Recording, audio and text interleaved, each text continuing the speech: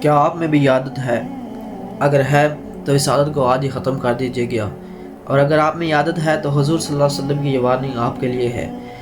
ہمارے آقا صلی اللہ علیہ وسلم نے 1400 سال پہلے ہی پانی میں سانس لینے سے منع فرمایا تھا، لیکن آج جدید سائنس جو ہے وہ اس بات پر پہنچی ہے کہ جب انہوں نے لیبارٹری میں پانی میں سانس لے کر اس کا ٹیسٹ کیا گیا تو اس سے پتہ چلا کہ اس میں پانی میں سانس لینے سے کاربونک ایسڈ پیدا ہوتا ہے،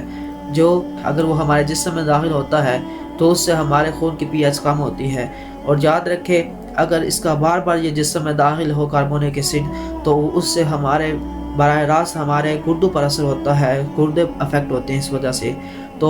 یاد رکھیں، جو بات حضور صلی اللہ علیہ وسلم نے 1400 سال پہلے فرمائی تھی، آج سائنس کی تحقیقات کر کے سائنس آج اس بات پر پہنچتی ہے، تو اس لیے ہمیں پتہ چلتا ہے کہ حضور صلی اللہ علیہ وسلم نے جو بات بتائی ہے اس کے پیچھے کوئی نہ کوئی وجہ ضرور ہے، اور ہمیں سنتوں پر ہی عمل کرنا چاہیے، حضور صلی اللہ علیہ وسلم کے بتائے ہوئے طریقوں پر ہی عمل کرنا چاہیے۔ تو اس سے ایک بات میں پیغام ان لوگوں کو بھی دینا چاہتا ہوں جو کہتے ہیں کہ حضور صلی اللہ علیہ وسلم کو دیوار کے پیچھے کا علم نہیں۔ ارے نادانو، دیوار کے پیچھے کا کیا، حضور صلی اللہ علیہ وسلم جو سائنس جس بات پر آج پہنچ رہی ہے، حضور صلی اللہ علیہ وسلم سے 1400 سال پہلے وہ بات ہمیں بتا دی تھی۔